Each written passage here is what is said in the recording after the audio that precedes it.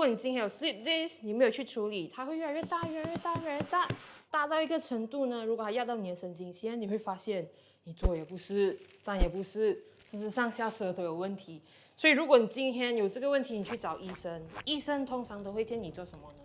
做手术。但是其实我们 chiropractor 可以帮你把这个肿胀的这个 disc 慢慢缩小，然后可以让你避免去做手术。所以还等什么呢？欢迎来比宝做一个检查吧。